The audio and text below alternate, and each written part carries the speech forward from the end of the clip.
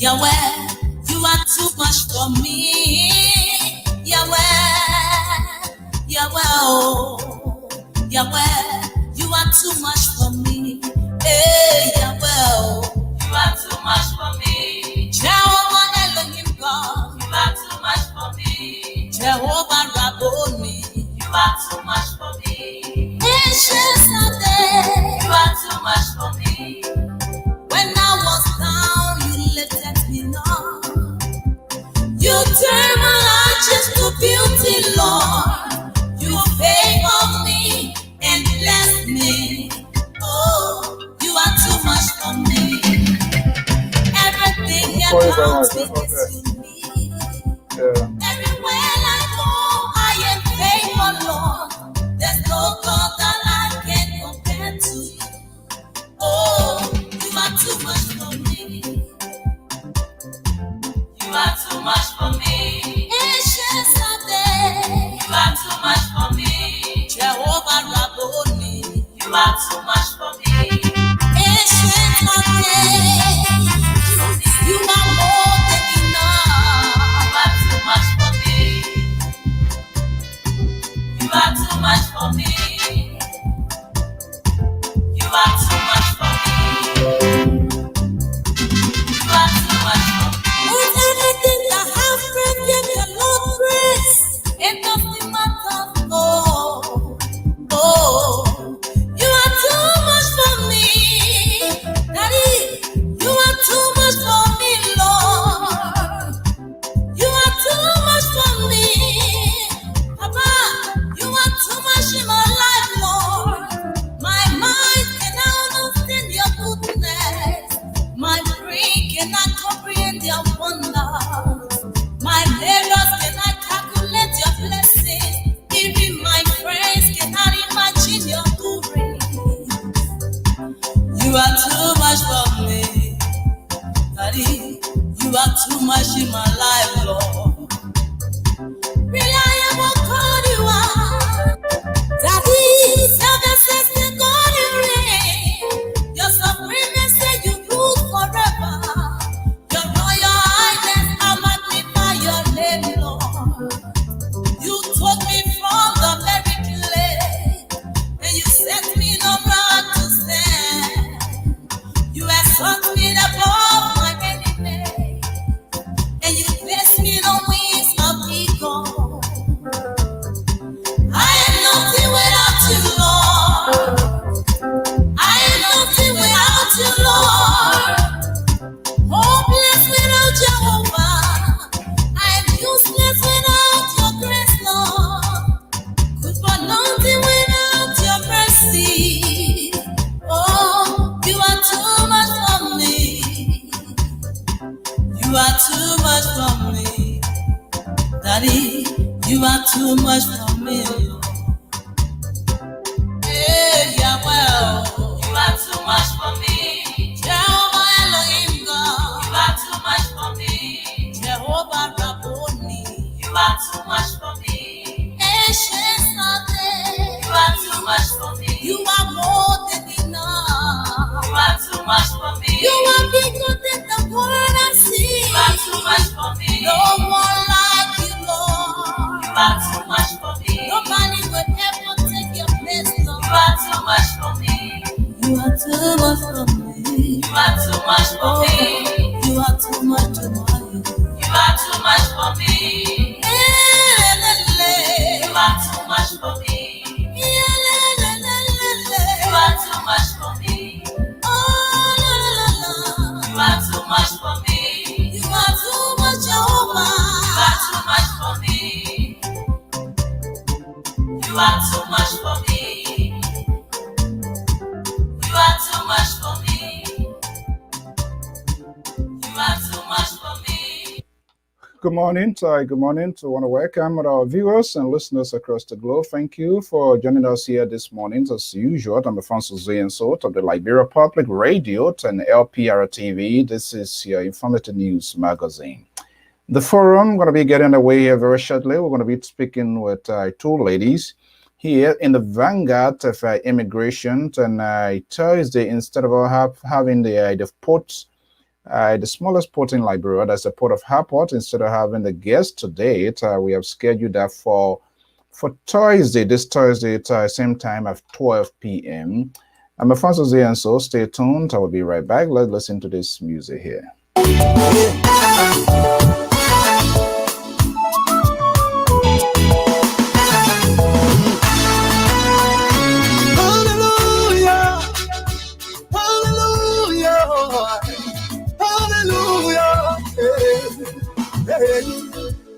Hallelujah, giving,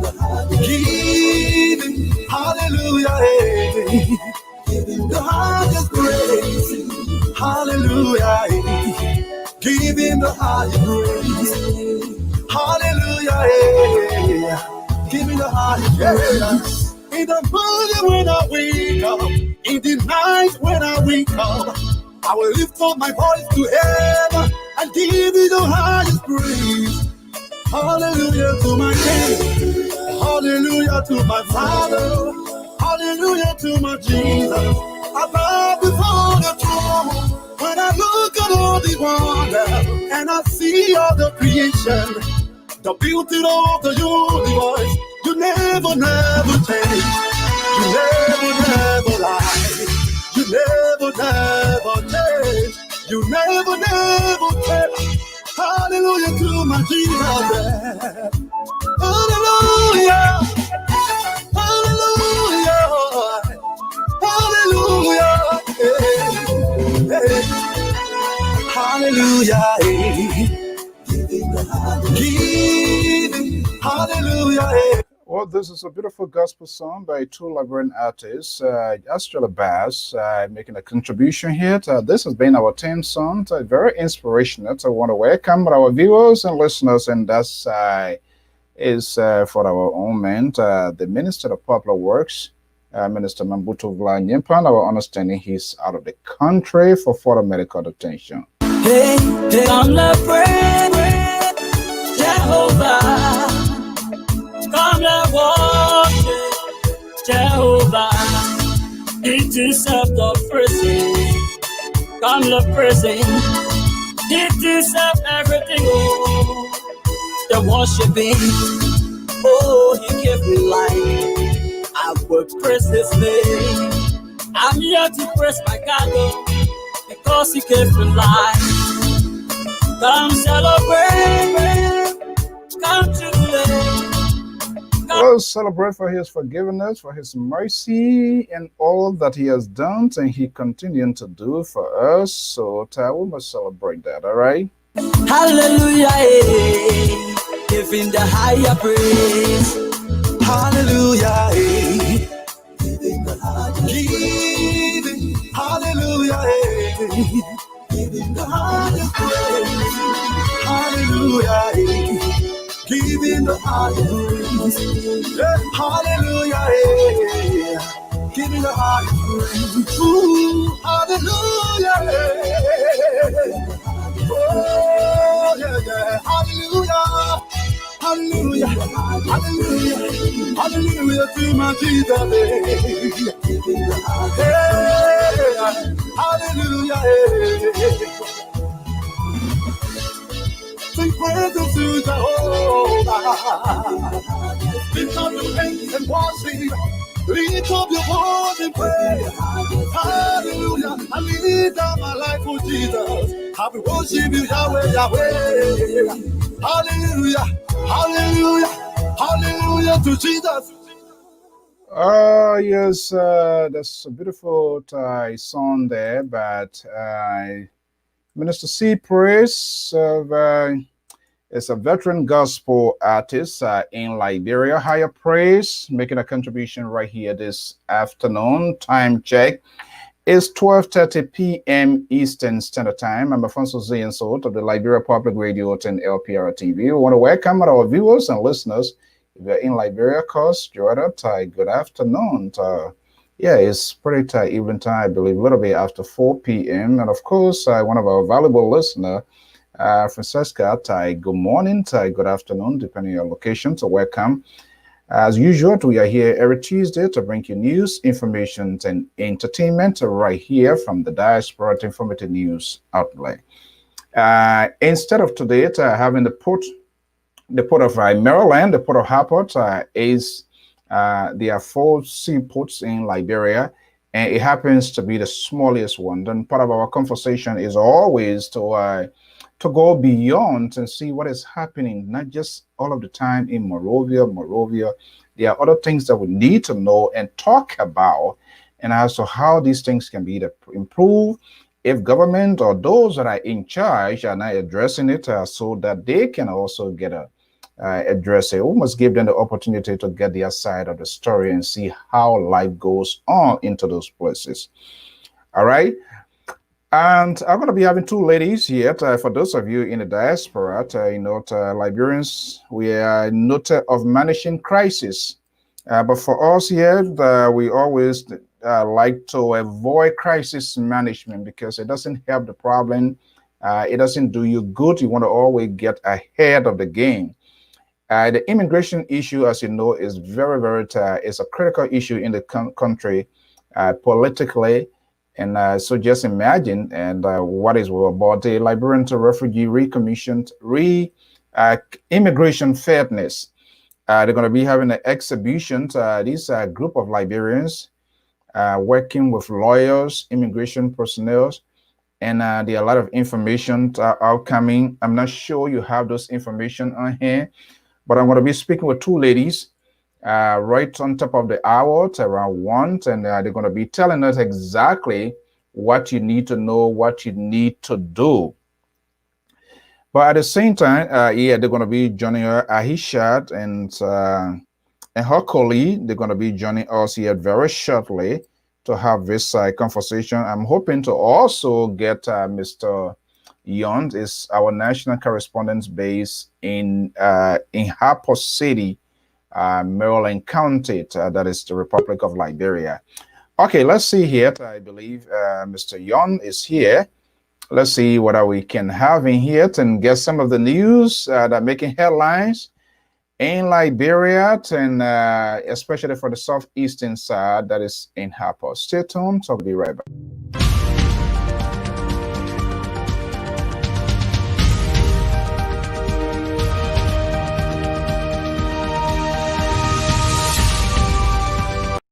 Okay, let's get a ball rolling here. Let me just bring in our man. Is there? Yon, are you there? All right, I'm not sure what's going on. Let me see here. All right, something a little bit crazy with the internet service systems back there. We understand. Yon, soon I see a green light from your end. Okay, that didn't work. So, during the end of the week, politicians, and I've said this over and over and over, the manner in which the politicians in Liberia, the advocacy committee, and all of that conduct themselves. Let me see, Young is back with us here. Hopefully it works. Then I'm going to be bringing him on here. But the internet service system is also, it's a little pain in the neck inside Liberia. But let's try it. Hopefully it works out, and we're going to bring that on. I'm not sure what's going on there. Yon, are you there? Yes, sir. How you doing? Okay, good. Finally here. I know, please. The broadband issue is a little challenging issue in Liberia. That is understandable. All of us know that, and hopefully we're going to do that. Good evening. Good afternoon. How are you? Well, I'm good. I'm happy to be on the platform this time from Southeast Liberia, Harport City, Maryland County. Harport City, Maryland County. So let's be a little bit gracious here. How is the situation in Harport today? What can you tell us? Well, the atmosphere is kind relatively, except with the situation concerning the weather condition. Since 4 a.m. today, rain has been falling seriously, but in a couple of 30 minutes ago, it has like subsided. But the atmosphere is kind relatively, and things are on course. We are here observing health protocols with too many training issues coming from this part of the country To begin with, for the situation of William V.S. Tubman University now, the Public Health Department have started to execute health protocols and serious measures with um, observing the health protocols in this part of the country, especially around the facilities of Tubman University. On yesterday, there was an announcement from the Public Health Department. One of the professors, Professor Goshi Nat, informed the public about all staff, all present faculty, and whosoever that may want to have some access to the Tottenham University, either coming to the radio station, maybe coming to the cafeteria to get food or whatever, or maybe you want to access any of the offices. The Tottenham University Security Department being deployed to strategic areas, all of the entry points to ensure that whosoever enters the campus should be seen wearing face masks. On the contrary, people will be denied from that accessing the facility of Tottenham University. So the process have started. In fact, a team from the National Public Health Institute and that of the Ministry of Health as well have arrived in the county, and they are assessing the university to be able to come out with a decision as to whether the university is set, if only if now, to resume classes or to start normal activities, and to see as to whether the institution now has all of those required materials about the health protocols to be fully observed. So currently the team is on campus and assessment is ongoing at the level of Tottenham University. So, Mr. Young, thank you so much for that elaborate talking point. So, the key question now: why now? Why is it now? When COVID-19 was in the highest height, one would have expected this should be the very first thing to be initiated. Is that the first thing, or is it a follow up to what is ongoing? Yeah, that's follow up to what has been happening because when the pandemic actually started, the situation in Liberia in March, the Tubman University was in section, classes were actually in section, and because of the pandemic, the Ministry of Education came out with a decision that all schools and churches and whatever organization in our country should be temporarily shut down. So the administration also adhered to that health protocols. And in fact, the public health department, in line with the county health team, started working to ensure, because 100% the university did not really close down, but temporarily shut down activities, so to speak. Scarrington staff were seen on the campuses of Tottenham University, like the radio station, the issue that has to do with the housing unit for the faculty and staff, especially those foreign nationals who are also here, and students that were actually at the dormitory were asked to leave the dormitory because of the situation of the pandemic, and health protocols are also being observed, especially those students that came from far distances like Magibi, Lofa, or Nima, were given the time and permit to be on the campus. So it's just a follow-up of the normal health activities. Oh, okay. So those that were asked to leave the campus or those campuses, different sections, was that part of the protocol measures they were taking? Were those students that live within Hyper City itself or within the proximity of Hyper? So they were selective who to stay and who to go. Was that the case? Yeah, something like that. Because most of the time, Tottenham University is partially a boarding school. Students leaving other counties to come around, because the university now, because of the pandemic, the institution introduced distant learning, right? All of the activities to complete the semester was done remotely. So students who were like at the dormitory were encouraged to see reason. If you will be on campus, for instance, maybe you're from Lofa, you're from Bon Grand Jide, the health protocols, measures must be fully observed. But other students who were like residing, who are residents of Harper, but have taken advantage of the university to come on campus and live, they were also encouraged that maybe you can go back home, but if you'll be on campus, you got to adhere to the health protocols. And other students oftentimes will come on campus from the various communities in Harper, Maryland, will come to do some major works, assignments on the campus, because the institution has a kind of a Wi-Fi service provided for all registered students and faculty at the level of Tubman University. So most students will leave their various facilities or communities to come on the main campus to come and do some research work. So the health protocols measure so far that is ongoing now at the level of Tubman University, so to speak, is just a follow-up, but Enfield to ensure and the county health team or the Ministry of Public Health to ensure that health protocols being fully observed into this part of the country at the level of Northern University. So how is the process? How the students are coping with it? Currently, school is now in section. Mhm. The university has been closed. School now reading in section, but administrative staff, like the radio station, the cabinet, they are always like to their various offices, and consultations and preparation ongoing right now. But the university has now resumed normal activities instead of opening. Students are not on campus right now. School now in section.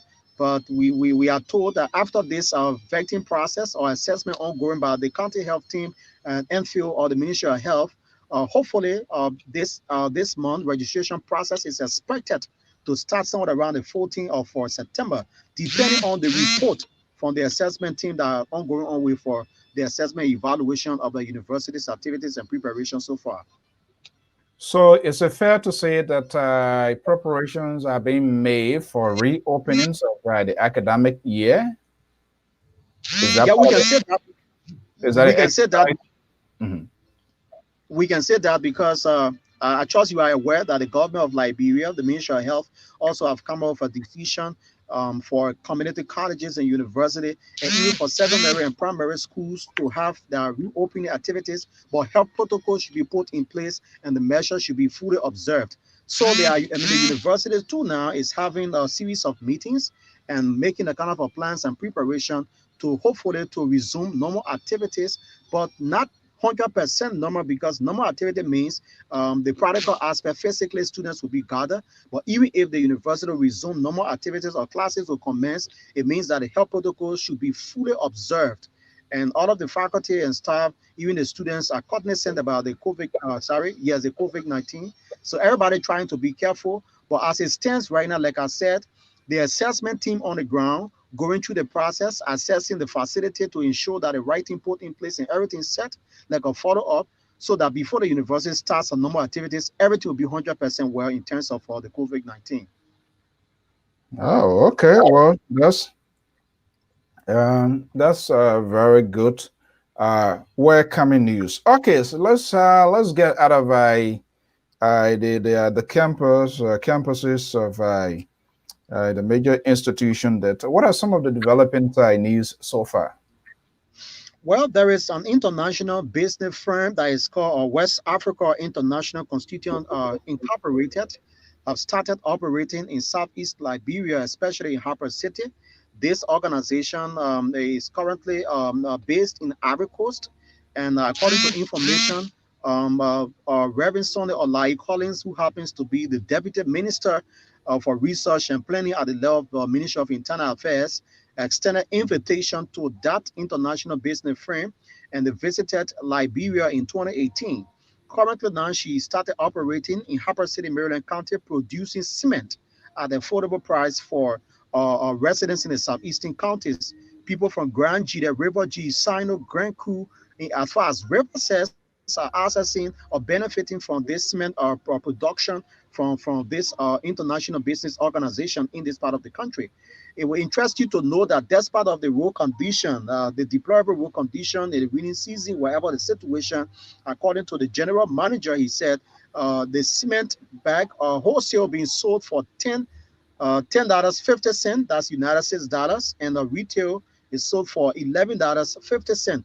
But prior to this man's business operation in the county, other businessmen and women were selling cement for $15.60 up to $20 United States, right? But with the help of God and this organization currently operating in the county right now, the price of cement has dropped, and residents in the southeast are taking serious advantage of it, and it has inspired more people right now trying to venture into the issue of infrastructure development. We spoke with the general manager, and then he told us that with respect to the relationship for the government of Liberia, he has been so inspired to come and work, and plans are on the way to venture in other important consumable items like rice and other important items to be able to at least ease the burden of the government in this part of the country, because most of the time southeastern counties in Liberia, the barrow condition, especially from Nimba to Grand Gita, Fishtown, coming to Maryland, it can really be difficult. And also from River says Grand Bassa Sino is a serious challenge. So for now, they are operating only in Harper, but distributing all of the items in Grand Sets, River Sets, Grand Coup, River G, Maryland, like that. We asked for some as to whether the institution is equipped with logistics. He said yes. Most of the time, when people come to buy cement wholesale, they provide vehicles to take the materials to wherever distance, and it's all part of the process to ensure that the consumers will benefit and the residents in this part of the country will appreciate the service being provided. He said, why it is true is business, but the essence of this business is to buttress the effort of the government of Liberia. According to him, his institution has a good rapport with the government of Liberia, especially under the leadership of His Excellency President George Manawia, and through the intervention of Reverend Olai Sonny Collins, who has negotiated and created the opportunity that today they have a cordial working relationship. So the process is ongoing. We just spoke with him a couple of minutes in an exclusive interview because several residents from both River G, Grand Cruz, Sino, Grand G there actually were like kind of giving thanks and appreciation to this business firm for providing the kind of cement product in this part of the country. We also try to ask some other institutions like construction companies who are involved into building projects across the county to be able to give us information if indeed the cement is kind of or the materials are really quality products, and they confirm that indeed the materials are quality products. So it's not just like because of the price being reasonable, but they're not guaranteed. Yeah, so how long this company has been there, and what can you say in terms of the dividends are going to bring? What are the hirings, Marylanders? What are you going to create a job opportunity? Yeah, according to him, they started May of last year, and we asked for the employment as to whether you have Liberians working there. He confirmed the information, but he said, honestly, right now they have two persons who are like within the employ of the institution, but the rest of the folks that come to work that they are like daily hires. For instance, if the goods will come from Ivory Coast, there are people who go there to take it from the truck and put it into the warehouse and all of that. So it's like daily hires, but almost everybody there working, they are Liberians, except for he and one or two persons that are from Morocco, because the guys, they are Moroccans, but that's why they have area in Ivory Coast operating. So far, as Liberians operating with this institution in Maryland. Was there some sort of was this arrangement, was it done locally, or who all were involved in this interventions? Is there any shareholder from Maryland, any of government officials or business persons making such an investment, bringing those guys there? How, any idea? Well, like I said, when we spoke with the general manager, the information he gave to us said that Olai Collins, he also a Marylander, and he currently works at the Ministry of Internal Affairs as a Deputy Minister for Research and Planning. 2017 elections, that is the presidential and representative election, Reverend Sonny Olai Collins was one of the persons who also contested into the election, and unfortunately he was defeated into that process, and P. Mark Jury Honorable won the election in 2017. So in 2018, Reverend Sonny Olai Collins, who according to his platform was aimed at creating jobs opportunity for residents in this part of the country, and to also create opportunity for Liberians and residents of Maryland County in a higher education program at Lewa Tubman University on some scholarship programs. He managed to have negotiated and with that organization operating in Ivory Coast, and he brought a team to Maryland. So the did the assessment, and the county local authority on ground headed by Honorable George April and several other persons negotiated, and by the grace of God, currently now the organization is operating effectively in this part of the country. So to speak, the local county authority is involved and that of the national government. That is why the general manager did say he has a cordial relationship with the government of Liberia under the leadership of Dr. George Manawia. Okay, that's interesting. So they're going to be what? They're going to be distributing around the various counties and other places there, you think? Is that what they're going to be doing? That's what they are. So like I said, he also told us that they have vehicles that are responsible. For example, if somebody from Grand Bassa County wants to purchase huge quantity, the truck or pickup will be able to take that consignment to River Says, Grand Bassa, wherever they want to take it. So they have started the process, and it's like that. The operation is ongoing currently in Maryland County. Oh, okay. So it's fair to say that they're going to help to expedite the distributions of all of the folks are going to be buying to send them. How long is it going to continue, or is there another way to advertise what they are doing right now? Well, according to him, the business strategy is aimed at bringing competition into the business and to boost the economy of our country, Liberia. When we're having the conversation almost an hour right now, he was like saying he noticed that several Liberians are in the diasporas who have opportunities in terms of finance, and he wants to encourage Liberians to get involved into business because business pays a lot. This is one of the ways that the country can succeed and the government of Liberia are able to make progress because the government does not have the ability, quote unquote, to be able to create jobs for all her citizens. So if the Liberians who have actually other parts of the world, you got money, you got an opportunity, you could see it as an opportunity to have, to take advantage of business. So his strategy is why they should have business will get profit, but not with the purpose of for so much 100% income generation, but it's about empowering the locals, the less fortunate people, to ensure that people will have access to other commodities because rainy season it can be very, very difficult. I tell you, in the southeast, all over Right. Liberia or the southeast, it can be a serious challenge. People buying, for instance, something that you buy in Mosorado County for maybe $20, it will be sold for somewhere 75 up to $100 because of bad road condition. So for now, this cement or business firm is kind of for bringing all of the materials from Ivory Coast, because I trust you are aware that Maryland County is just next door to Ivory Coast, and Liberia Right. shares a border. So the institution goes to Ivory Coast where they have kind of their so to speak their headquarters or whatever there, because the business is established in Ivory Coast, so they can bring huge consignment in Liberia, right in Maryland County, and people who so much have interest from Grand Jida come to purchase, people from River Says, Grand Crucino come to purchase, and they also aid into the process with transportation because they have the logistic. Oh, wow, that's good. So now it's a good thing. Are they going to make investment? Because I assume they're going to be using these huge trucks and they're going to be using those roads. At the end of the day, those roads are going to get horrible. They're going to get terrible.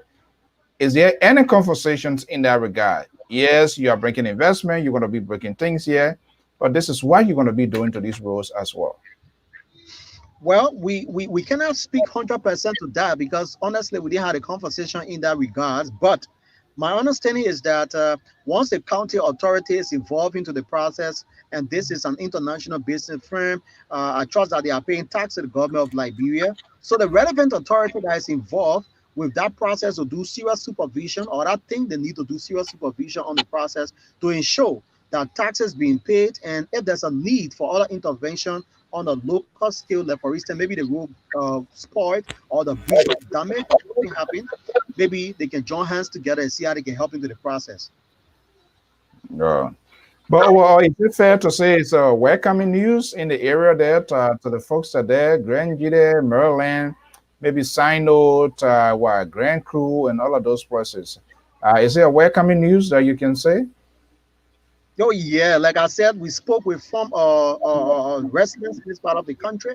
People even left from. I noticed some folks that came from River G and Grand Cook County, and we had a conversation with them. They were so, impressed. They appreciated the organization for the level of operation so far. Because according to them, like for instance, in Grand Cook County, according to one of the guys we spoke with, he said in Grand Cook County during this time, rainy season, they can buy cement bag. One bag of cement is sold for some $19 US.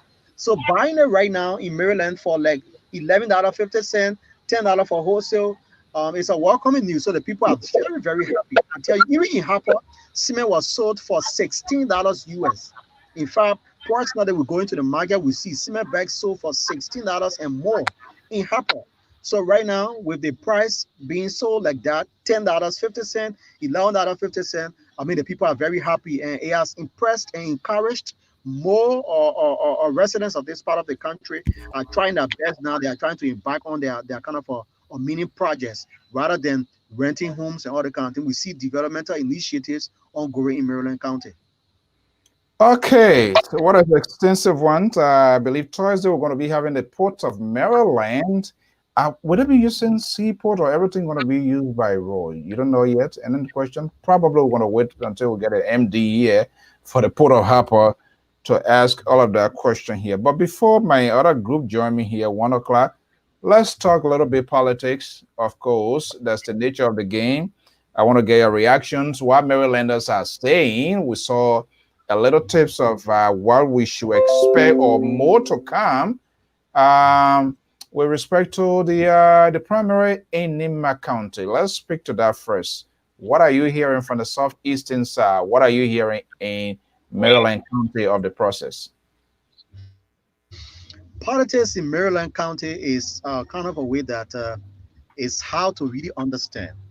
I don't know what is happening in Liberia. We notice we go in the street to gather news stories. It will interest you to know that if Mr. So arrives in the county right now who wants to contest as a senator, some of the faces you will see behind Mr. So. When Mr. Young enters, you will see those same faces behind Mr. Young.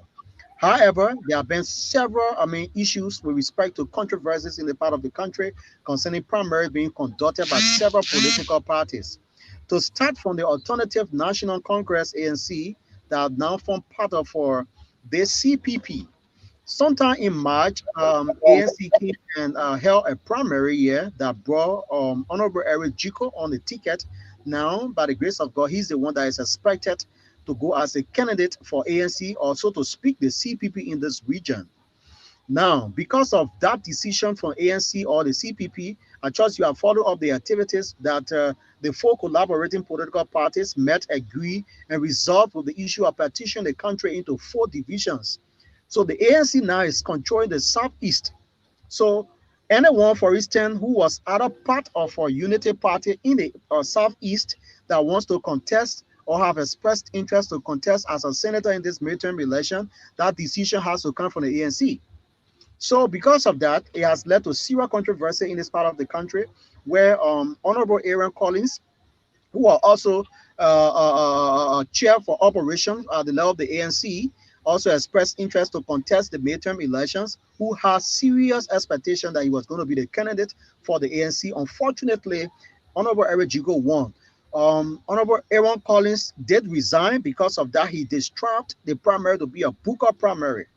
Following from that, Dr. Emmanuel Wado Topo, who is also a professor at the law of Tubman University, and one of the persons that have been fully involved in the process of supporting the ANC in this part of the country, also is expected to go on independent ticket or as an independent, because according to him, the primary being conducted by the ANC was not actually fully organized, and it did not meet the approval of all of the partisans and supporters in this region.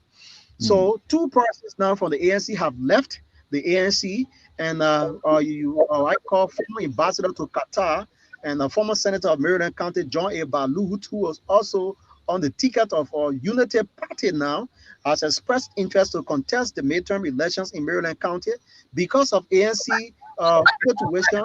Yes, ANC situation now, coming with Eric Jiko now, Honorable former Ambassador John A. Balut Jr. is saying that he will go on independent ticket, or he will go as an independent because he cannot go to the stuff. So all of the followers and supporters from each of the political party, LP, Unity Party, ANC, and all the parties that form the collaborative political party, there is a serious division and misunderstanding among the CPP members in this part of the country, because it's like their intentions, their objectives not being met, so to speak. It can be distraught, like maybe there's some misunderstanding among the party. Coming to the Coalition for Democratic Change, the situation here, primary, sometime in Maryland County, in Plebo-Solican District, and several other names you heard that were actually should have gone on the ticket or supposed to go into the primary, like Reverend Dr. Isaac Roland Bledu, who is also a representative of District Number 3, Caldwell District in Maryland County.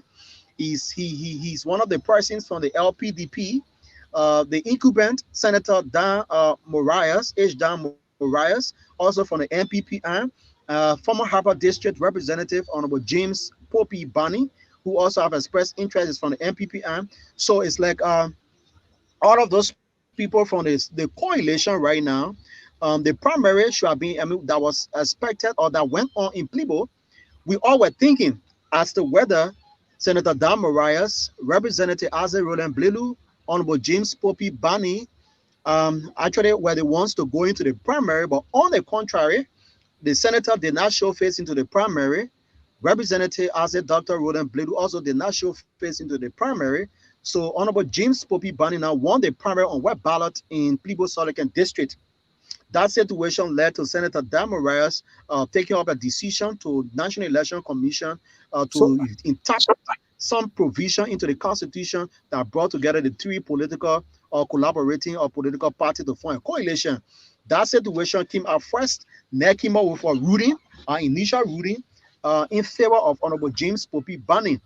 And the seditions in this part of the country, actually, they are resolved with the issue and say whosoever that the coalition will put on the ticket, they will massively campaign to ensure that that person wins the election in Maryland County. And then the first time when the ruling came in favor of Honorable James Bunny, the citizens were celebrating all around the town.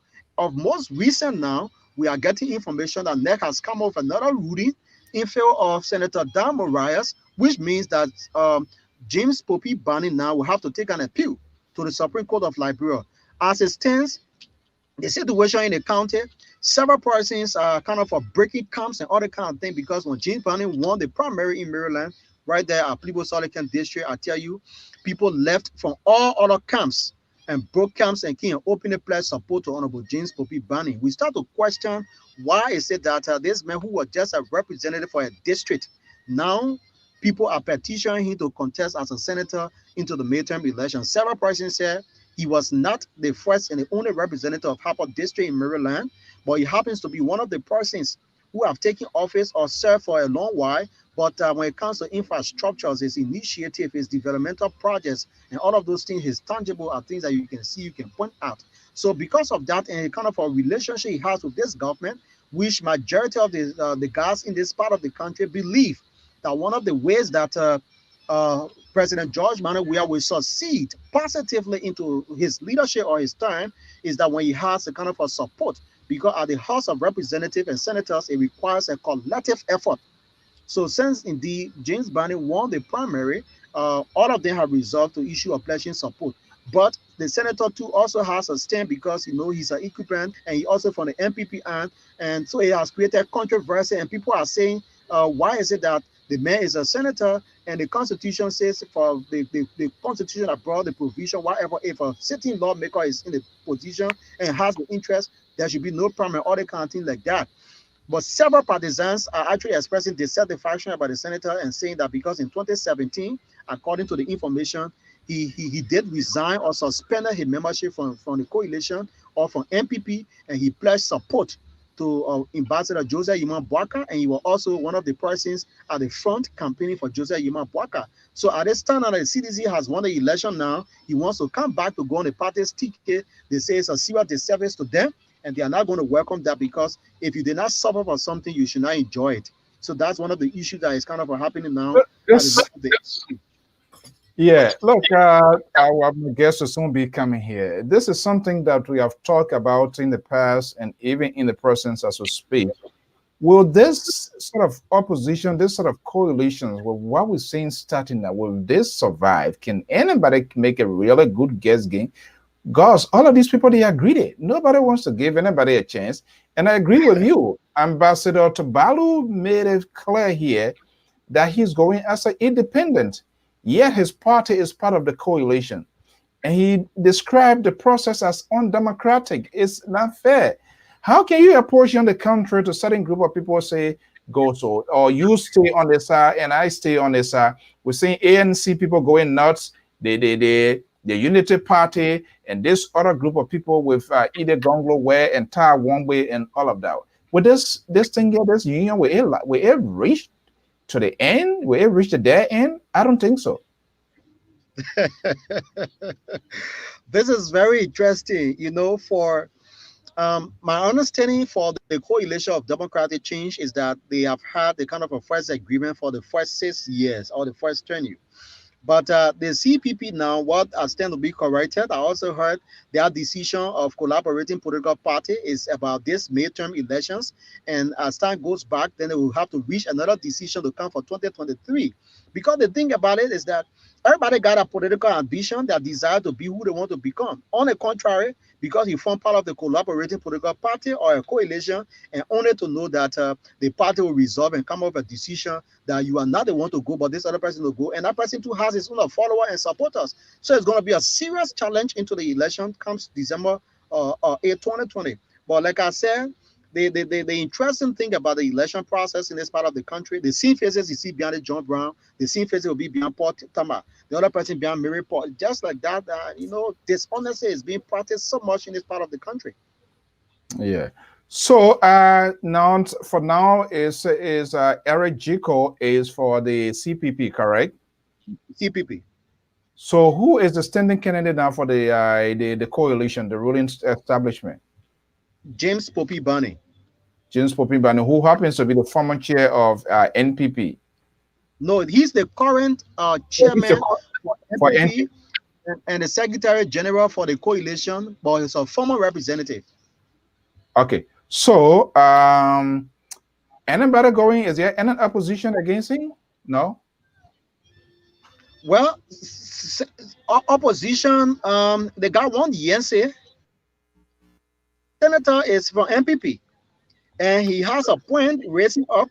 Then the NEC has come up with a decision that ruled in the favor of the senator, and I call it James Barney has to take an appeal to the Supreme Court. So it's an opposing view. People come with dissenting ideas and all the kind of things like that. But as it stands, the coalition has certificated the 15 persons that went to the primary across the country.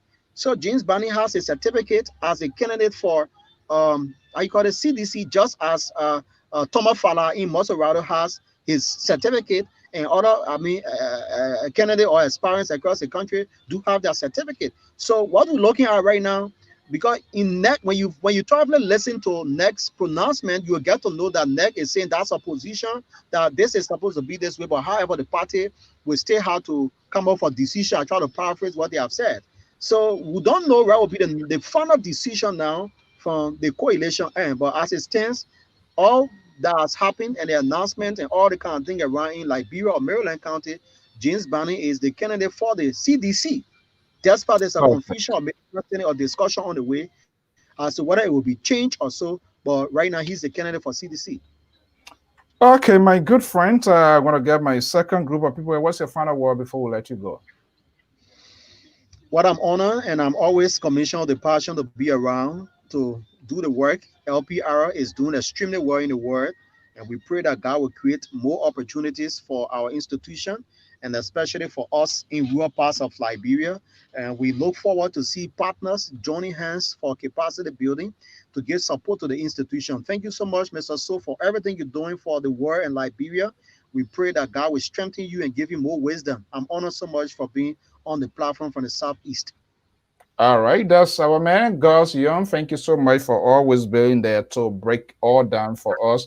And Thursday, we're going to be back here, right? We're going to take a tour with the ports of Harper and see what it looks like. Okay, thank you so much. Thank you, sir.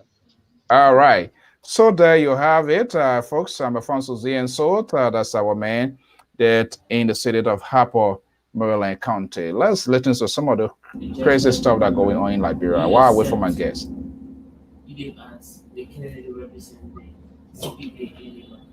Indeed, we don't want to accept or women accept up. This is why the Liberty Party, consistent with the CPP former document, abide by all the rules and regulations. At one point in time, we were told the problem we have been having in Kanta, nearby Kanta. We were prepared to go to Kanta, despite us not having the luxury of cars. But all of a sudden, we told our colleague on the other side raised an issue that the primary should be conducted in the provincial capital. So they changed from Ganta to Sanikole. And you know the challenges between Ganta and Sanikole, the road. Makai, all that speaks to it.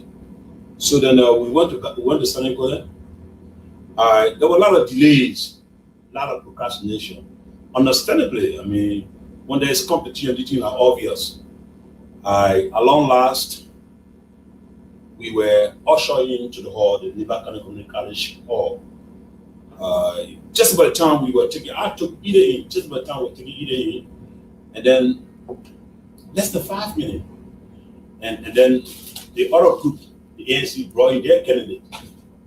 I think the organizers, somewhere, had they waited till the first candidate get seated, maybe have interlude of music before ushering the other candidate, that would not have happened. Okay, folks, let's stop this politician here. These people, they are not good people here. Two of my guests have joined me from different perspective here, so we're going to be having a conversation here. I am a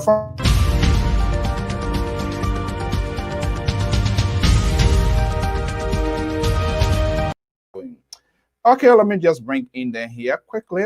They have all joined me from different perspective, different locale. Let's see here what we can do here to get it well fit. Okay, let me see. I've not, Madam Sitting is not still here. Probably we're going to see here. Maybe she needs to go off and see whether we can come back home. Let me see. Let me just, I think her system is frozen from what I'm seeing here. Let me just get her off and then she's going to be come back here. But let me just bring in Madam Howard this afternoon. Good afternoon. Good afternoon, Mr. So. How are you? Okay, I'm trying to be good and be fine like you. Okay, let's do it this way. Thank you for coming on here this morning for us to tap into your expertise. And I really appreciate because this is strictly about preventing crisis instead of what? Managing crisis. But you're going to let the cat out of the bag because I don't know all of the details yet. And hopefully we're going to make a follow through. Okay, so introduce this group here. Let's see. You can tell our colleagues that I couldn't get her, so maybe you can just message her to see if she can come back on. That would be good. All right, I'll do that. Okay. So let's see here. This message is about a group calling ASOF, Liberian Refugee Immigration Fairness Program, right? Yes. Okay. What is the significance of this here? Why should we know about it now? Other people might be thinking, oh, you have election ongoing here. You have one going inside Liberia. So who is traveling now? Why we should talk about immigration? Why is it so important? All right. First of all, let me go ahead and just introduce myself. My name is Paulo. We are from the All Liberian Diaspora Women. And one of our pillar is immigration. So we see the need. We see that it's very important, especially in our community, because the reason why immigration is important, we have a lot of Liberians that are all over the United States and don't have that paper and want to get that paper. So we are having a immigration fair this coming Thursday with HIAS, which of course HIAS is the Hebrew Immigration Aid Society, having a conference call where they will come in and talk about multiple immigration issues. There are a lot of immigration issues that people are going through. And, a lot of them can't work. A lot of them are homes. A lot of them, it's hard being in America without your immigration document to work or to take care of your family back home. It's just so difficult. So we as the All Liberian Diaspora women feel that this is one of our pillar that we have decided to focus on. So we thought it wise to come on and create the awareness that, the awareness that people need. Immigration is very important. It's very serious, and we need to take it very serious. All right. Someone's under the tone of your voice now. We'll say, wait a minute. When it comes to immigration here, some of us, we have done this. It sounds good, but we are not getting the cost attached to this? How many thousands of dollars or how many couple of hundreds are you talking about here? So let's just get it out there to the folks. So we, in the past, it was around February in Pennsylvania, we contacted a lot of lawyers. They came out free of charge just to create awareness, especially with the new program, the DED and the DED, the TPS leading to your green card. They came out and they talk about it, and during that forum, they told us about multiple ways that people who are not even qualified for, the DD, the TPS, how they can be qualified. And this group that we are having right now that coming up on Thursday, this group will work with you in every area. If you don't have income, if you have low income, or you just need it, they will work with you in every way just to be able to help you. And they are here to help Liberian. Their purpose is to assist refugees. They want people to get their paper. So we contacted them. We say we see the need and our people need their paper. So they are here to help us. So for them, there is no cost attached to, coming on and giving the information and trying to assist our people. There is no cost attached to it. But once you, talk to them one-on-one, they'll let you know. For them, they are nonprofit organizations, so they charge very less. We have used them in multiple areas, helping like senior citizens get their, citizenship. We have used them in like people that want to get paper for their children. We have used this group. So we are calling all Liberians. Any immigration issue you have, we want you to come on September 10th so that you can be able to get your question answered and you can be able to get help. So from what I'm hearing, this is going to cost anybody dime. It's just a matter of showing up and say, hey, this is my Satoka, this is my Bagay, this is my status. People must be having the apprehension. Yeah, I don't have paper. Suppose I go down there, the people grab me, say, oh, that you're the one we're looking for. Let's put it in the simplest context. We'll try to allay the fears of other people who are going to be having doubt of this process here. Are these people setting like a boogie trap for people to get people out of this place here? Let's find the authenticity, the genuineness of this whole program. Is that the case, Madam Howard? No, even the last time when we had the face-to-face, immigration session where we have immigration sent their representative there. They were not catching anybody. They were not identifying anybody. They were just answer. We had a face-to-face at one of the TV stations, Kerry, and we have more than 10 immigration lawyers that were there. And we have immigration themselves send a representative there at that forum, and I mean, they just gave out information and that was it. This group is to help. They are not here to take your information in any way. And in fact, it's a conference call. So all you have to do is you don't have to identify your name. And on there, if you have personal questions that you have for them, we will provide that information that you can call them one-on-one, because we don't want people coming on and explaining their cases on there that other people hearing their case. So we have that number, but we want you to come on. And the main reason here is, December is the deadline for this TPS and DED information, DED process. So, in the past, you have ULID and other organizations going to the White House, going all over the place, trying to get Liberians to get their people, especially those that have been here since November of 2014. Now, the government have approved. The government have approved them to get that paper. And we found out from the lawyers that more people have not even put in for this program yet. The lawyers were telling us that a lot of Liberians, and the deadline is December. We asked them if for any reason there will be an extension. They told us they don't know yet. They're lobbying for extension. They are asking for extension, but they have not heard anything yet from the president. So they are coming out now to encourage Liberians to show up. Yes. Anonymous. Yes, they want Liberians to show up, come on this conference call. They will provide all the information that you need. They want you to be able, because after December again, we don't want group of Liberians going on the street again and asking, we want you to help our people. When they help, they have already given to people. People have not utilized it.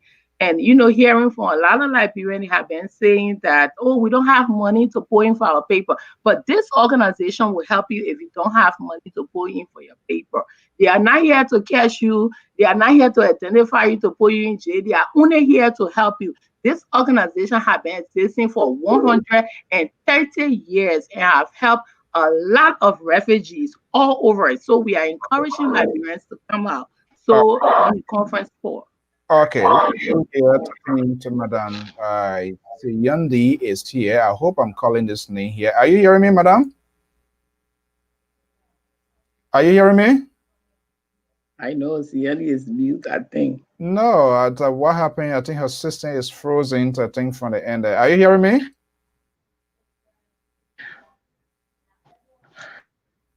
Oh, I'm sorry.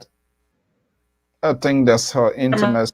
Her internet system there, I guess, is okay. I think that's the internet. I think that the internet system there, because you are pretty good, you are very audible. Her system is frozen. Yeah. Okay. So let me just get her off. If I see it from the background, if it looks good, I think that her internet system, because pretty well you are good. Yeah, not a problem with you. So, Madam, is there a specific immigration issue that they're going to pinpoint to say this is what we can touch? We can't touch this. Is that something? That information? Do you have that information? So we asked them to. We told them to come on and talk about this new the new act that was just passed for the DD and TPS. Recipients, those that have been here since November 20 of 2014. We told them to come on and be able to come and provide information on those on that particular That's why we asked them to come, because they told us if you don't file a paper by December, early December, it's going to be very difficult. It's a lot of things that you need, but they are willing to tell you what documents, specific documents that you need. They are willing to tell you what route to use, what what are things you need to do. Because the other day we were asking them, like, what are some of the things that we need? They are saying now under this new this new act that they just passed, you have to have our current Liberian passport. And you know how sometimes that's a critical one then. Yes, you know how sometimes it's difficult to get a Liberian passport, especially when you've been here, like they say, since 2014. And after 2014, maybe your passport expired, you don't have it. So for those people that are applying for that been in this country since 2014, they need to also now start checking with the embassy, because they were telling us that after you file your paper and your paper approved, before you can even get an approval, you need a current passport. And we have found out that a lot of Liberians are having difficulty getting a current passport. So this is something. Yeah, so when you say difficulties here, make it known to our audience. What is the difficulties involved? Is it coming from the embassy? Is it coming from the individual? Or what are other things what the difficulties coming from? For a couple of people, because like our payroll, the all Liberian diaspora, when we focus on immigration, so we try to go everywhere and just check. So for some people that have been calling us, some of the questions they were asked is, how can I get my passport from the embassy? And we have contacted the embassy, have called to ask, like, how long will it take to get your passport? Sometimes it takes a month for you to get your passport, because first of all, you have to fill up the paper online, and after you're done and send everything in, just the process, sometimes it takes a month. And so can you imagine if immigration is waiting for you for a month for you to get approved. So that's why we are calling you now. We are calling everybody now, especially those that has been in this country since 2000, November 2014. We are calling you to come to this information session with these lawyers so you can know what to do, because we know the process is now an easy process. I know some people are relaxed and just waiting for they are waiting for, let's say, November or December to start putting in their paper. And the lawyers told us that if you are waiting for November, December, it's going to be very difficult for you. So please come on September 10 on Thursday so that you can get more information, some of the questions that you have, so you can be able to get, answers on those questions. They are willing to help in every way. Well, I think this is an opportunity, and moving from now to Thursday, I believe the flyer you sent, you guys sent to us, we'll try to do that as much as possible. It is unfortunate. What you're doing now, or what this community, your organization is doing, generally, that should be the responsibility of this group. I'm part of the group, the Union Liberian Association, EULA, and even all of these 10 million organizations here, because these are their real-time problems and challenges Liberians are facing, especially those that do not have having issues with this document. Are they aware of what's going on, do you think? Well, the All Liberian Diaspora Women, we have our Facebook page. We have been sending this information out individually. We asking people, we send it to group. If you get it, just spread the word. All Liberian Diaspora Women is one of our pillars. We are in every state and everywhere. So I'm not sure if, EULA has it, but if EULA have it, we are asking EULA to spread the information, because EULA is the pillar of this whole immigration. They are all the time lobbying for it. We are just at the back end spreading the information, because if EULA work and those, I'm not saying anything. I'm a member of EULA. I've never heard this. Every time, consistently, it is you guys' organization here. Maybe we need to start wearing some glasses and other things here to join part of that group. That's the only way. I'm serious, and that's not. And we do it now. That we start calling you different thing. I don't want to sound horrible on air. But I mean, somebody have to do it. Or Liberian organization have to do it. And because our pillar, one of our pillars is immigration, and we see the need in America. All the noise and everything we are causing in, talking about Liberia, everything. But being in this country, if you don't have your paper, being here and you can't work and you can't support your family, how are you going to make it in America? We know how difficult it is to be in this country and don't have a paper. It's very hard. A lot of our people are going through so much and they don't know where to go, and people are giving them wrong information. So that's why the All Liberian Diaspora Women, we decided, let's make immigration as one of our pillars.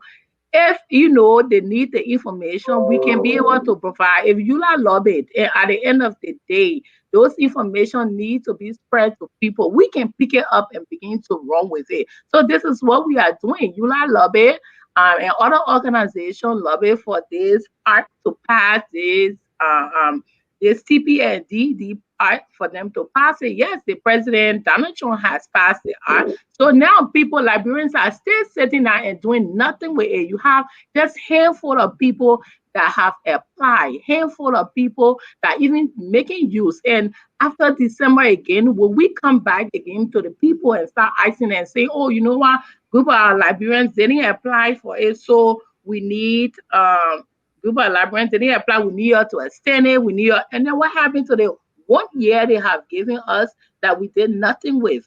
So now we are calling on every Liberian, especially those that need their paper that have been here since 2014.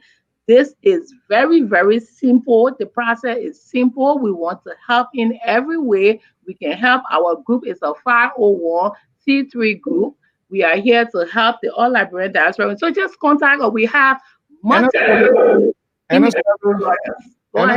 any service fees involved with you guys. I feel so bad. Sedayon, I tried to, I think her service is not really doing her a favor trying to come on here. No, I'm asking all of this here. Is there any service fees involved to do to compensate what you guys are doing?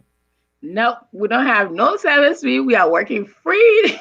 We just want to help our people, our organization. Nobody is paying on. Nobody is giving us any money. We haven't applied for any money anywhere, but we're just trying to help our people, and we see that there is a need to help. So we decided to help. We decided to contact lawyers, and we are not limited to just like like we said, the DD, the TPS. Those are in 2014.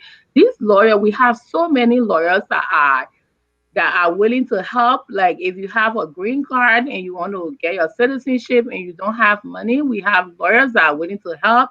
Some of our lawyers are willing to help you if you have critical cases, like like some people that have DUR and other critical cases. We have lawyers, and some of our lawyers, if they can't help you, they will recommend other lawyers that are in the city that will be able to help you. And it's not just about Pennsylvania, because when we had our first face-to-face information session, we had people lawyers coming from New York, from different places. We had people calling us from DC. So it's not just Pennsylvania. Anywhere you are in the United States, if you have, immigration issues and questions, just call us.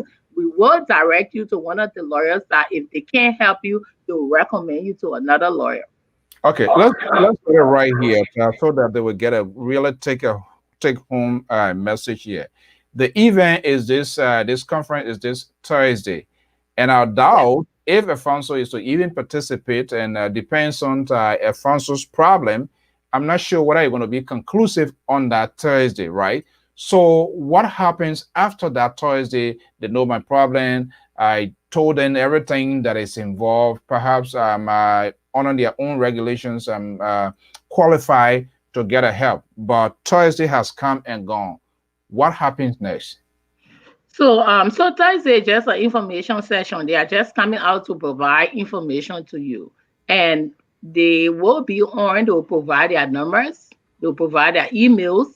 So Alfonso, after Thursday, Alfonso can do a follow-up. Alfonso can call them. Alfonso can send an email and say, this is my case. Because on Thursday, they don't... No cost, because the point of my question here... No cost. Yes, this immigration group have no cost. Because they are non-profit, they don't take money from anybody. And that's why we are using them. That's why we are not using other lawyers that will charge you, consultation fee. This one is of no cost to you. So you can send it. And if you're having any issue of cost, you can contact the All Liberian Diaspora. You can contact me, and I'll be able to help you and pull you through to them. Yeah, we'll try to explain moving forward. So after Thursday, what? END at the end of the show? You're not getting it again? No, after Thursday we can get. Oh, you mean like for them to come on again?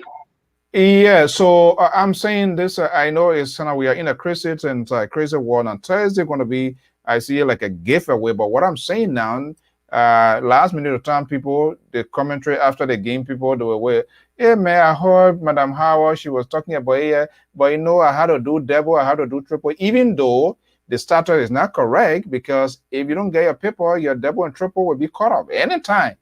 But then they decide to call you. But now Thursday has passed.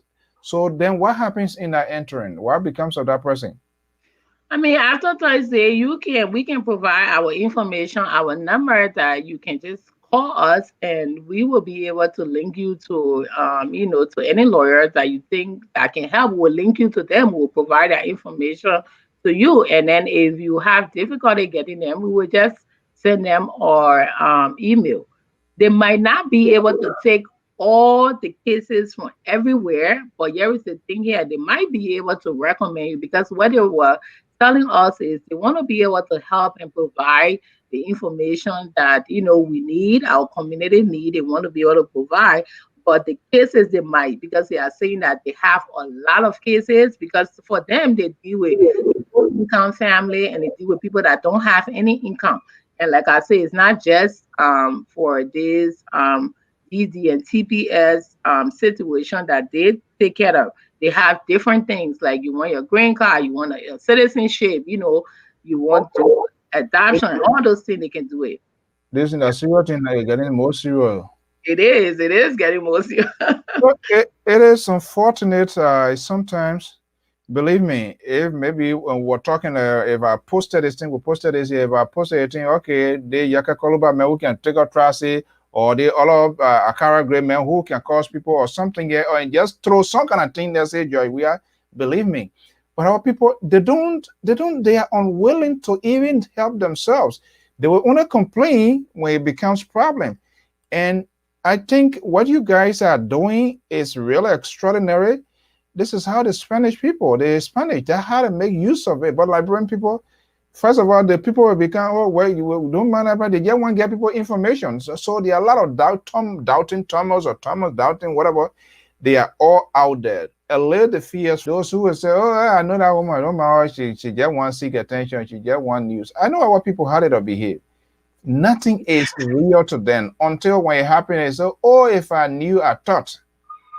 We are very professional. Let me tell you, our organization, the All Liberian Diaspora with me, we follow all the code. We are certified in Pennsylvania. So we follow all the code in Pennsylvania. And for me, speaking to you, I'm a clinical social worker. I have my master's in social work. So we follow the HIPAA law and everything. We are not here, and that's the reason why we came out to even talk about it. We are not here to set anybody up. We are here. Our aim and our goal is to help people. We want people to get their papers. We don't want to sit down and then, you go to party, you go to meeting, they say, oh, you know what, they caught this person because the person don't have their paper, now the person in jail for deportation. Then we have to start paying money to get lawyers to get them up. So the best thing is let's try to prevent it before it reaches to that era where people can go to jail because they were driving on the highway and they pull them over and then they try to find out if they have the immigration paper and then it's done. So that's the reason why we are here. We are here to help. We have no reason of wanting to get anybody in trouble. It would not benefit or in any kind of way for anybody to get in trouble.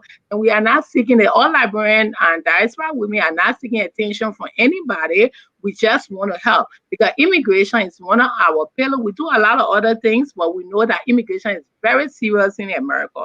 If you don't have your paper, I'm telling you, and now a day, the way America is going, it's very, very serious for you to sit in your house and you already have children and you don't have your paper. Now the laws are changing. A lot of things are changing. That's why now we are going. And this organization, Highest Pennsylvania, they were used in the past to bring Liberians from, Liberian refugees from Ghana, from Nigeria, from Ivory Coast, from different parts of Africa. A lot of people in Pennsylvania have worked with Highest before. Highest has a great reputation. They have been existing for 130 years, working with refugees all over from different countries. So they are not here to get you in any way. We are not here to get you anyway. We want to help you, and we want you to come on and let your questions be answered. Don't hear from people that are not experts, people that don't know about immigration issue, people that are just sitting down and can't give you a direct answer. So that's why we are encouraging everybody on Thursday to come on. We are not being paid in any way. Nobody is paying us, but we are encouraging our Liberians because there are a lot of Liberians that don't have their paper and we want them to get their paper. So the fear, they just need to take that fear away. Whosoever giving them fear, they need to take it away and just come on.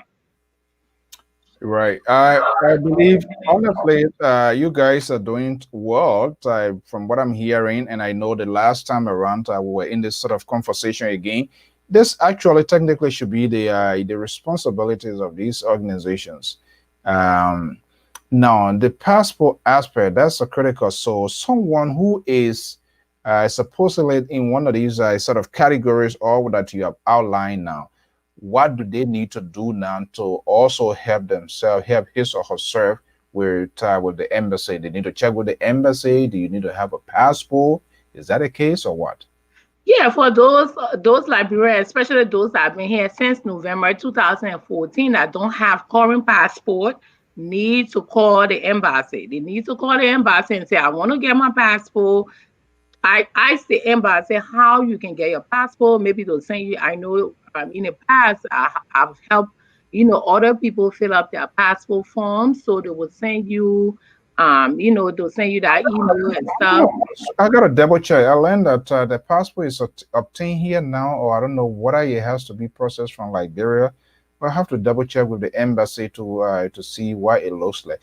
They should, when they get this sort of information, hopefully somebody from the public affairs area can also come and explain it. And I'm quite, we'll try to make a follow up here, so what their own citizen needs to know with respect to this, because this is an opportunity.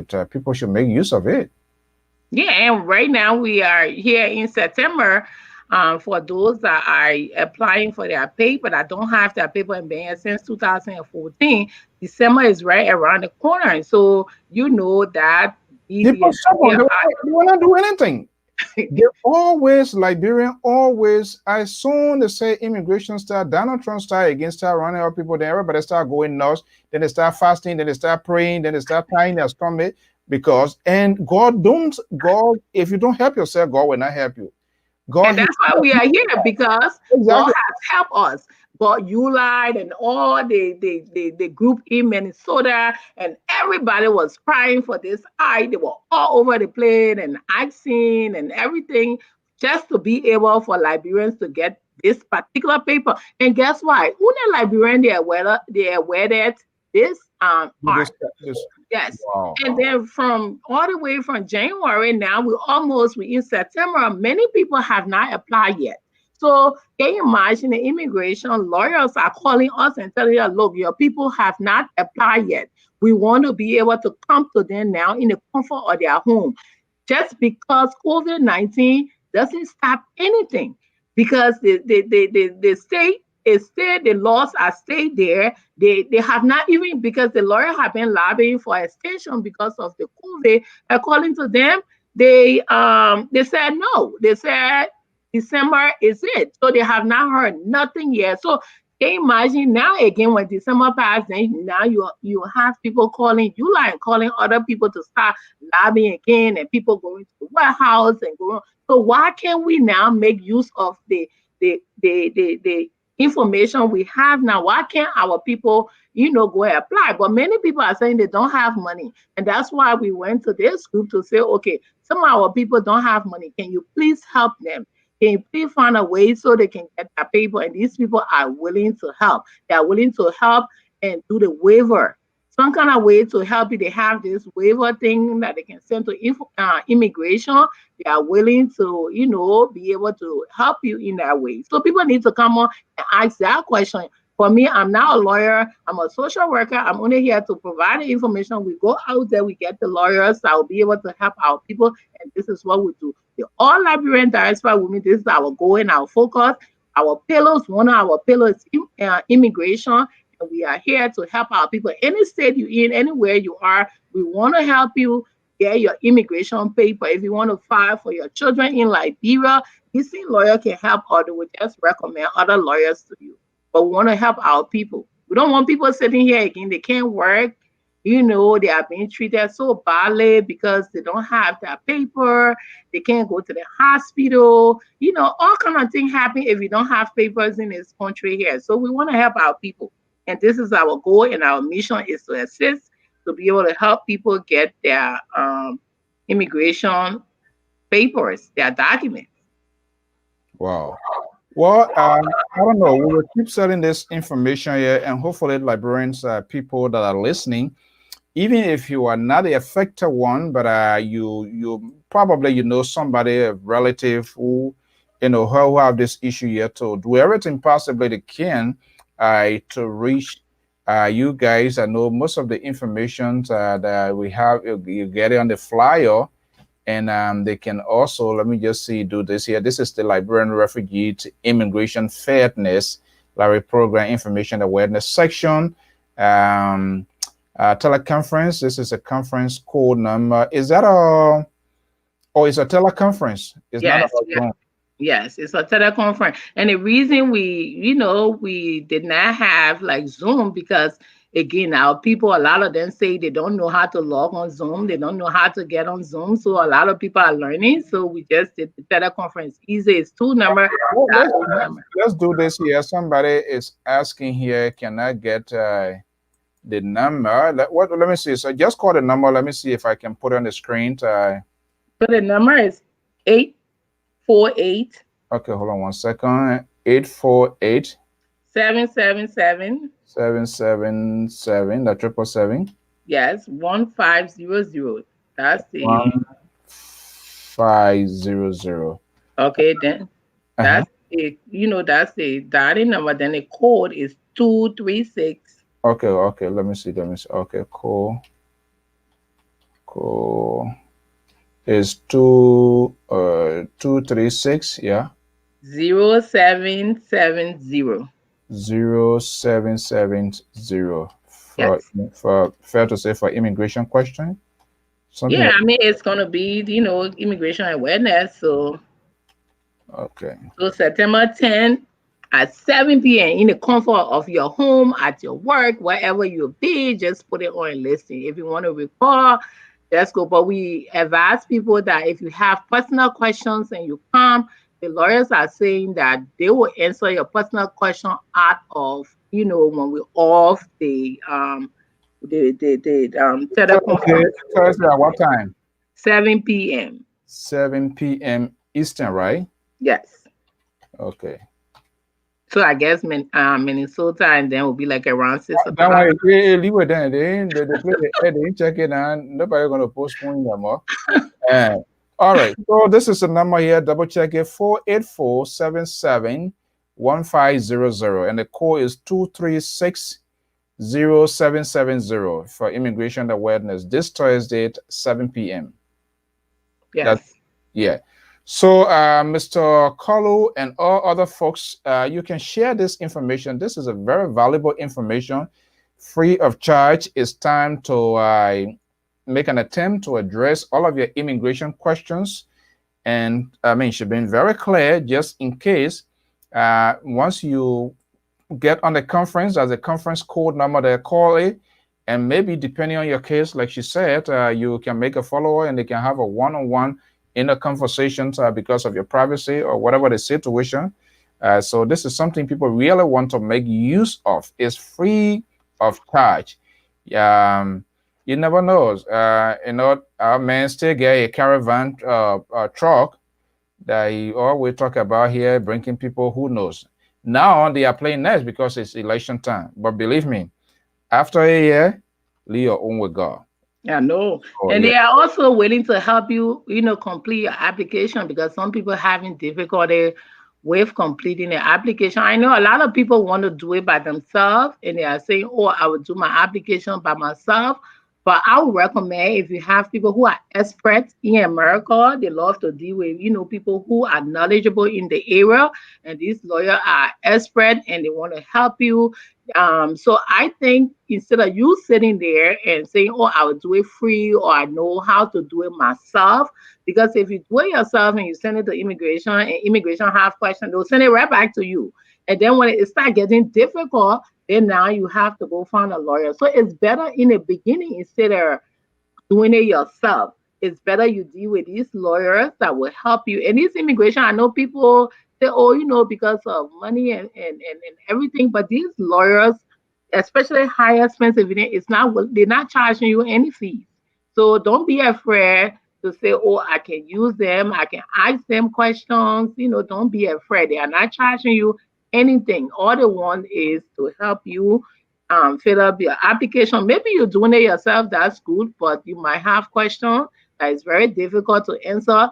Just call them up, or after the session, get that information, send them an email, and then they'll also be able to help you. Maybe it's not the parent that need the paper, but maybe it's the kid.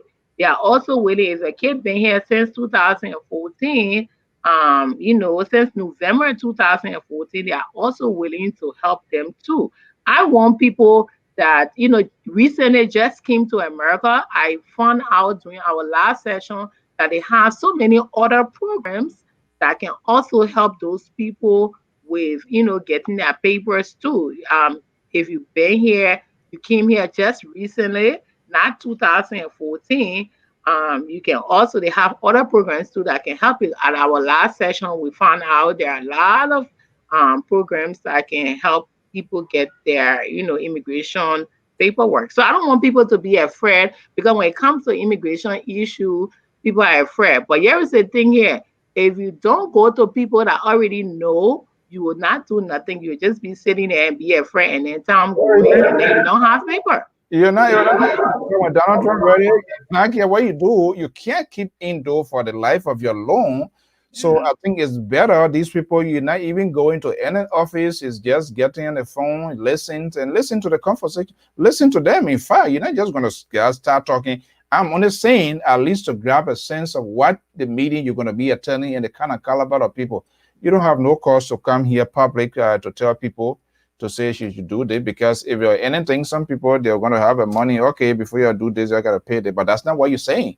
You've been very, very vividly clear the group, the kind of caliber of people that are involved in it. And our job here is to help to facilitate, to enhance the message, because I think there are a lot of people looking for opportunities. Immigration thing now is not easy. And the deadline is from now to December. November for those that, December for those that are finding that, been here since 2014 and qualify for the, the green card through like the DD, the TPS, those that are qualified, their deadline is December. If they don't file, like the lawyer told us, she said, if they don't file, from now to November, it will even be difficult, especially those that have like other issues like DUI and other, records that have been here. So they need to also file very early, because when you have a record and then you've been here since 2014, you have a record, now your case is different. So they have to now ask you for different documents and stuff. So they are asking that you do it sooner. So that's why they're coming on to explain to you. They're not paying dime. All they need to do is to come forth and provide. That's all they need to do. They're not paying nothing. They just coming to listen, and they can come and ask that question. If you don't want your question to be direct, you can say, okay, I have a friend who have this immigration issues, and what can that person do? How can you help that person? So you don't have to come on yourself to say, but this, like I say again, this organization has been dealing with immigration issues for 130 years. So they have been helping other refugees. They have helped Liberians in so many areas. We use them here for a lot of our seniors that want to get their, that can read and write and want to get their citizenship. We use them a lot. We recommend a lot of people to them for their papers. So we know them and we know they are here to help. Yeah. Well, there's no any other language. I can't put it in Crown, in Basso or any other thing. This is all that I can do. But believe me, if we are throwing the hairline out there, some kind of money missing, or Yeke Koluba days, or Dara Dillon days, believe me. But I mean, good number of people watching, they listening. Those who have ears, they will hear it. I mean, that's it. But if you even going to talk about the Yeke Koluba, it's a free dinner table, people spend. All you need to do is to dress and go eat. The food is being bought. You just go and eat. They're going to have soda there. You get diabetes. That one you can talk about it later on. But you know why? If you're going to be talking about, politics, and you're talking about all the other stuff, and you in America, what good it is that you can't even travel to your own country. Right. What good it is that you have your family and you have other people in Liberia that you can't see them. What good it is that you hear, the only thing you can do is just maybe on Facebook or maybe see them on live or talk to them, but you can't. That's the only thing. But you're not helping the country anyway if you don't have your paper, because you will not even be able to work. You in America, and then that's where family member thinking that you are in America and you're living good and you're living better. What about you are in America and you are not living any life, because why? You don't even have paper to be able to support your family members and help them in Liberia. So then why people start saying all kind of things about you. So we are encouraging people. We want people to get that paper. And in order for you to have a voice in Liberia, you must be able to go there. You might be able to see the place. You might be able to go and see the land, see the country, see how it is. And when you come back, you're able to, now be able to talk and see how well you can help. Right. And believe me, Nigerian or Sierra Leoneans or Ghanaians with this sort of golden opportunity, I don't know whether it's extended to them, but if we're Nigerian, Sierra Leonean, believe me, immigration are going to run away from them because they're going to make sure they utilize it. But our people, for some reason, I don't know whether we and that's true or God vex with all, but I think God mad with all because of our behaviors, the way we conduct ourselves. It's just something. If you and you know what the lawyer, to Liberian, believe me. What the lawyer told us? The lawyer told us, say, this thing for a very long time, we have not seen it. They say this is a blessing to Liberians for them to give only Liberians the paper, those that have been here since 2014, and say, okay, all of you that have been here since 2014, you can get your paper now and you can be in America and get green card. So can you imagine? And now a lot of people have not applied yet, and December is right here. So the all Liberian diaspora, we are here. We like, oh, we need to come. Now we're forcing Liberian. We're going to your home. We're going anywhere you are to be able to help you get your paper, because it's gonna be hard. You know how hard it is for people to leave their jobs and everything. Most people that go to lobby to the White House, a lot of them have their papers. It's not people that don't have their paper go lobby. It's people that already have their paper. So we are encouraging all Liberians, especially those, if you have your friend, your family member, those that don't have their paper, we are encouraging you to make sure you talk to them. Any way you can talk to them, because we're in this together. If they affect one Liberian, it affects all the other Liberians. So if somebody is on deportation, it affects us. If somebody is crying because of their kid in prison and no paper, it affects us. So we are calling on all Liberians, those that, and even if you are not qualified for this 2014 art that they have part of the DD and TPS, call us. They have other programs that they can help you get your paper. So Liberians, stay here and let's work together. The all Liberian diaspora with me. This is 1 hour pillow, and we are here to help you. You want to put it in? I'm so sorry that I can't speak on that, but I can understand. So, Well, I can't speak. I with that you can blame a parent for that, okay? Because some of us we just grew up right in Monrovia there, so we can't speak any of that. Don't even go there with blaming parent, because the road is closed. There to learn that one too. I would try though. I would try to learn a dialect. That's something I'm working. I can understand dialects, but I can't just speak it. That's all. You can't speak it. Okay, but pretty well. The message. I think the message is simple. It's plain. We're not saying anything out of the way here. Everything is pretty crystal clear, except that people, it is at their own will to accept or to reject, or wait until I come to your door and say, and the thing about it nowadays, HR and all places you go, every now and then they're requesting for renewal, they're requesting for this, they're requesting for that. So it's not easy. Nobody going to take the risk to say, oh, I'm going to give you my document, go do 1 2 1 2. Now those days, technology has advanced so much that everything now is not easy. They're tracking down a lot of stuff. So this is a very golden opportunity for all our folks out there to make use of it. I want to thank you so much to the diaspora women community. We will try to make a follow-up with the embassy as well, with respect to their own restriction, what people they will expect from citizens. We have tried to have this sort of relationship, whether they can share information with us too, but it is what it is. But I want to thank you so much for taking off your time. You should be doing your triples and double. But yeah, we are sitting down doing it for the people. And those who we accept was accept. What is the final message you want to leave with us? Well, we just encouraging all Liberians, even those that already have their paper. We also want them to come on so that they can be able to spread the information out there. The all Liberian diaspora women, we are here. We have 4 pillars, and one of our pillars is immigration. So we will not stop talking. We will continue to come to your home. We will continue to come to wherever you are because we want our people to get their paper. We want our people to be safe in America. So we will go everywhere we can. We will follow up with, we will make sure that we get these immigration lawyers. Even with immigration, we follow up with them. So, but I want to tell you thank you. And I want to tell everybody thank you for watching. Be safe. We are here. Our arms are open. The All Liberian Diaspora Women. And this organization, any woman can join in the diaspora. So if you want to join our organization, call us. And thank you so much, Mr. So, for allowing us again to come on your show. Love you so much. Our arms are open. Okay, thank you so much, Madam Howard. And we're looking forward to we'll do the best we can to get this news across as well. Thank you so much. Right. Thank you.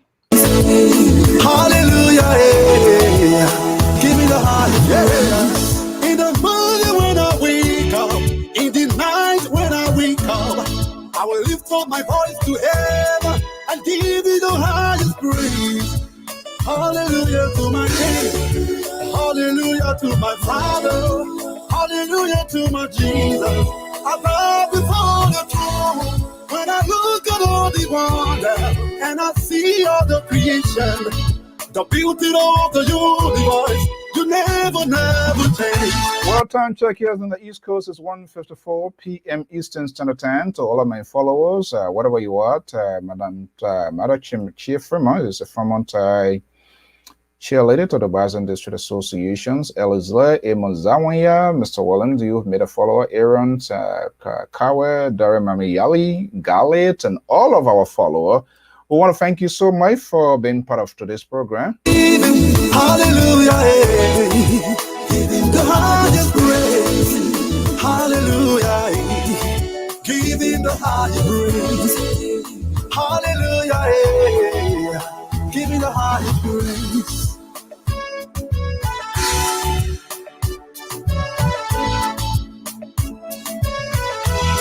Still want to remember a friend, a brother, someone who served as a mentor to me. Did a lot for me to be who I am for the most part in getting out to public and be able to stand before people to speak and talk is Minister Mambutu Vlad Nyimpan. We wish him speedy recovery. You can confirm that the Honorable Minister is out of Liberia seeking further medical attention. I will press his name. I'm here to press my God because he came to life. Come celebrate, come jubilate, come and worship him. And that's how we're going to be wrapping it up here. There's a voice of Minister Joseph Bass. It's a gospel artist based in the West African state of the Republic of Liberia. Giving the higher praise. Now, all we can do is to give him the higher praise. Giving the higher praise. Give him hallelujah. Giving the higher praise. Hallelujah.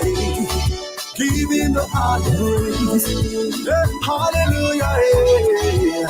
Giving the higher praise. We need to pray for our country. The drama is too much. The drama is too much. So there's a consequential election. We have not even gone to presidential, senatorial primary. They kind of busting one another up now, right now. So that's the people are so dishonest, corrupt people. And the disgusting thing about it, all of the advocates, all of the oppositions, the impositions, and everybody, nobody is now making condemnations on that, what went on in Nimba County. You will never hear it's been swept under the rug. Yes, we have to talk about it because when CDC does it, we speak about it. So I'm waiting to see the very opposition and those that are advocates. All they are doing now is a blame game. ANC, the Unity Party, the Liberty Party, and all of that. They don't want to accept. And that's what I've been saying from time to time. And apprehension is there. These people will not hold. They're all greedy. They are all greedy hunters. They're all looking for something to enrich themselves. In as much as the bad policy and some of the bad people that President Weah has around him, these people, I would see them to be the most dangerous people because of their behavior. They are not conducting themselves. They are behaving like a little kids. If you know the system in Liberia is not right, why can't you come together as a one force? just a little primary now. It's chaotic. And from all indication, I think that's a start. Because I've talked to most of them. The other guy in Maryland said, no, he's not going to go through the process because the process is not free, it's not transparent, it's undemocratic. To allow certain people to say, you contest on the side, do not contest on the side, or they just came to a conclusion, this is the person that we are taking. They do not even have the state power yet, and they are behaving like this. So when one of them elected president, imagine what's going to happen. They will fight over ministry. They will fight over public corporation. I'm saying it. They don't have our politicians. They don't have our country at heart. It's all about themselves. If you want to be doing the same thing, George, we are accusing George, we are in his government doing, and you can't do it differently for people to see, yeah, these people here, they are conducting themselves. We see them as an alternative. It's hard. I feel bad.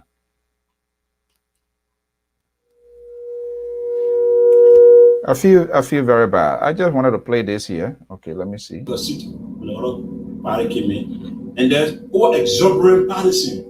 Our expectation, our hopes, uncontrollable. You didn't have the kind of a security to measure up. All of a sudden, altercation ensued. And then people start throwing stone and breaking chairs. They start throwing stone and start throwing chairs. That's Senator Steve Zako of Bapolo, who happens to be the chairman of the opposition Liberty Party that recently in Nima County. We fought hard to Wicks hall, and we took her to the back door and we took her under the Palava Hall. I would think too, on the other side, the ANC did likewise with TAR. Because I saw cars moving faster than expected. And then we didn't go, we remained at the college campus. And then there were reinforcement with the officers from. Do you hear that? They took Edith Gonglo, who happens to be the senatorial aspirant for the Liberty Party, and Tar Wongbe for the opposition to Unity Party primary. Was so chaotic. You hear that? So how can I trust these people? How can I do business? I don't know about you, but how can I do business? Because they are not proving themselves right. They are not proving themselves good in the eyes of the Liberian people. Hello. Welcome to my district office. I've come today to inform my supporters, the Liberian people, communication waiting to the chairman yesterday. There's an upcoming chairman of the CPP. I wrote this communication on yesterday, the 22nd of August, informing the chairman of the CPP that I am suspending my membership with this. All right, suspending your membership with the CPP or WPP. That's the situation we are having in Liberia, and there's no need that it's going to end right now, folks. It's 2:01 p.m. Eastern Standard Time. We're going to leave it here. The drama of Liberia never comes to an end.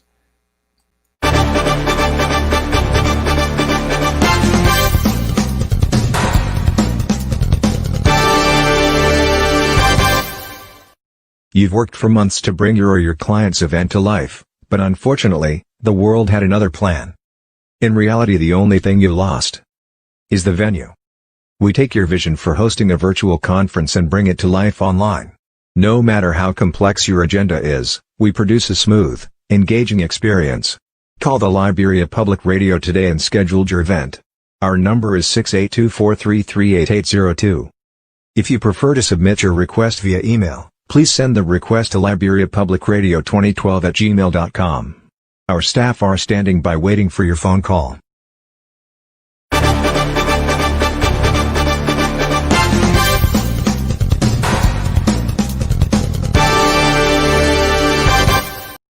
All right, right, there you have it. Just in case you are part of organizations, associations, and you are contemplating of canceling your convention because of the COVID-19, which of course is also important.